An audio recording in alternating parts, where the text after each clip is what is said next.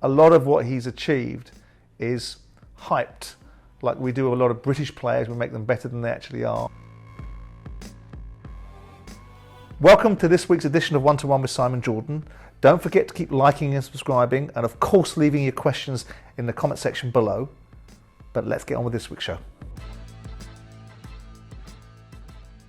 I haven't always backed Frank Lampard. I felt that the step up from Derby to Chelsea was too soon.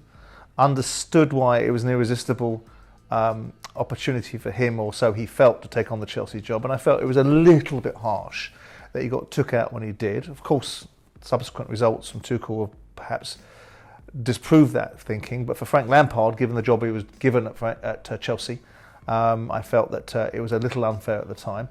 Now, taking on the Everton role, I was reticent because whilst you only gain experience, how do you become experienced in relegation battles? By being involved in them. That's fine if the framework of the club is right, but the managerial appointment's been wrong. Everything else is right, the sporting director, the resources behind the scenes are right. At Everton, that's not the case. So you're taking somebody that has very little experience of the challenging end of football, i.e. the battle to survive end, and putting them in amongst a group of dysfunctional players that are dispirited and demoralised and not good enough, and trying to get a song out of them.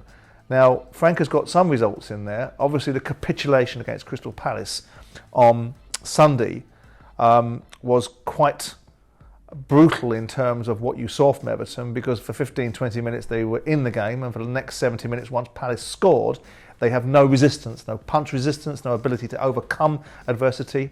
So to go to the question, there's no way you can take Frank Lampard out now. You put him in there, there's X amount of games, there's enough juice in Everton to get past the problem they've got, but it's going to be nip and tuck, and it might simply be that the three sides beneath them are just simply so poor that Everton get away by default.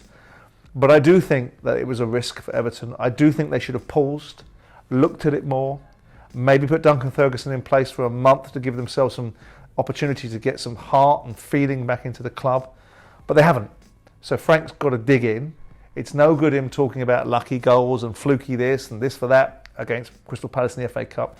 Their fans needed a performance in the FA Cup because it's a big competition, it builds momentum, and what they got was a gutless, disenfranchised last 70 minutes. So whilst I don't think Frank should be taken out in any parallel universe, I do think that he's got to up his game and get whatever it is that Frank Lampard brings to managerial roles into those players to get them past the last 9 games, keep them in a division, and then he can regroup, and then we can see if he can build a technically and tactically adept team, because I really don't know what Everton are and what they're going to become, because you've got an owner that spent so much money and a club that's in disarray.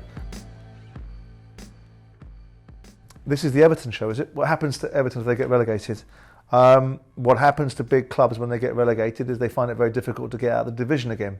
I don't think it's going to happen, the division being the Championship. So I don't think it's going to happen to Everton. They've been close before. You can go back 25, 26 years to Graham Stewart scoring in the last game of the season against Wimbledon to keep them in a division. This is not where Everton should be. They should be somewhere else. And there's a few people that need to be put in the firing line for where they are right now, and most notably the owner. But that's a different discussion. What happens to Everton if they get relegated is they're going to have to get themselves together really quickly, like Newcastle did when they got relegated, and get back out of the division. I don't think it's going to happen, but they won't be in a situation where they're going to be compromised financially because they have a very wealthy owner that can stand it. But it will be an absolute degradation and degrading of Everton as a football club, because there's just no parallel universe where a club like this, with the kind of investment that's been put into it, should be anywhere near where it is. So whilst the question isn't really being answered, because I don't think they'll get relegated, if they were to get relegated, then yes, they'll lose some players, but bloody good job. In fact, some of those players could stay there because they're Championship players anyway, specifically their back four. But I don't think Everton will get relegated. But if they were, I'd expect them to be able to bounce back. But it would be a challenging one for Lampard because he wasn't brought in to do that. Do I think Eddie Howe will be around long enough to lay claim to Newcastle winning something? Well, it took Manchester City, when the money landed at Manchester City, irrespective of what I think of those regimes, it took them 3 or 4 years to win the Premier League. I think the powerhouses that are Liverpool, Man City, irrespective of what's going to happen to Chelsea when the change of ownership comes into play, the rebuilding of Arsenal, the reigniting of Tottenham, are going to make Newcastle's job very difficult. If they're going to have the financial wherewithal, I think Eddie Howe is going to be a stepping stone that's going to build them out, give them some stability, give them some feel-good factor. But the expectation level is going to rise. Right now, Eddie Howe is the saviour because Ashley was a devil incarnate. Steve Bruce was bleeding useless in the eyes of Newcastle fans, and Eddie Howe's righted the ship, and he's done well. He absolutely has done well. But to win something is a very different sort of gravy than to keep yourself in a division. So my view is Eddie Howe will be a victim of his own success. He will be successful in achieving Newcastle, getting themselves to stay in the Premier League, but I think he'll make way when the expectations go through the roof and the bigger level of signings start to land in Newcastle, that inevitably, if the money that we're led to believe is available to Newcastle, manifests itself. Well, you're singing to the choir if the argument is Pochettino the right one for Man United, and maybe he's not, because I'm in the choir that says he's not. The challenge for me is that United aren't winning anything, haven't won anything, and really and truly, Pochettino, with the success and the level of success that he built at Tottenham, which amounted to winning nothing and participating at a high level and losing semi-finals that they could have won and not really turning up in Champions League finals that they also could have won, I don't think is the blueprint for Manchester United to try and bridge the gap that 9 years worth of erosion and 3 years worth of sort of abstaining from what was right for the football club by leaving Ole Gunnar Solskjaer in place has done for United. I don't believe that he's gone to PSG and done anything particularly commendable. I do think that his time had run its course at Tottenham and he inherited a group of players that he undeniably made better.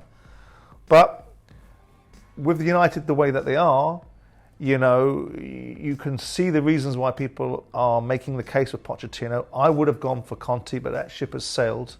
And if you're looking at, Pochettino, or you're looking at Ten Hag, well, in people's minds, it's like a boxing parlance, it's a pick'em. But I worry that this is a job that will exceed Pochettino's abilities. And I think Pochettino, despite doing a really good job at Tottenham at times, a lot of what he's achieved is hyped. Like we do a lot of British players, we make them better than they actually are. I think Pochettino is more a product of the media in terms of achievement than he is a real top drawer winning manager. Oh, look, I think refereeing is a very difficult job. Start attributing the worst refereeing of all time to those particular guys. But you can bring Uriah Rennie in and people like that were, in my view, bloody useless referees. Look, I remember writing a column 15 years ago about refereeing and the quality of refereeing, and I was calling for digital support and helping them with technology. And we've got technology, and the technology isn't really helping them. It's just creating a different set of problems. Yes, you can label Mike Dean, and one of my old managers and a friend of mine, Neil Warnock, was very critical of him. And yes, you can be critical of Mike Riley, and you can be critical of David Ellery, where I think the real problem lies. But I think you've also got to build these referees up, build their personalities up, build the technical support around them, look at the protocol that is being utilised. So no, I don't ever like to talk about the beginning of a season saying who's going to get relegated, because it feels like a half full glass. And I also think that refereeing is a very difficult job, and those that are calling it out, of course, never make any mistakes themselves. So I'm not going to sit here labelling one referee the worst of all time. I'm not going to sit here saying that his departure will bring about a next generation of referees. We need to look carefully and with great consideration about what makes a good referee, what is a good referee in personality, character, decision making, speed of thought, and build models out to replicate that. And if that means some of the old brooms, not to coin an expression from Only Fools and Horses, I've had this broom for 26 years, I've had 17 handles and 10 new heads, but to get a new set of people in there that have a different mentality might be good, but you've also got to keep some of the core principles, because we're not that awful, it isn't that bad. I think the protocol with tech is the thing that needs to be worked on, and then build up the character of what a good referee looks like, what a blueprint for one is, and then we can start saying, okay, we're progressing with refereeing. That's the end of this week's episode. Don't forget to let me know your thoughts on Lampard, Pochettino and Mike Dean. Keep liking and subscribing, and don't forget to leave your questions in the comment section below, and I look forward to seeing you next week.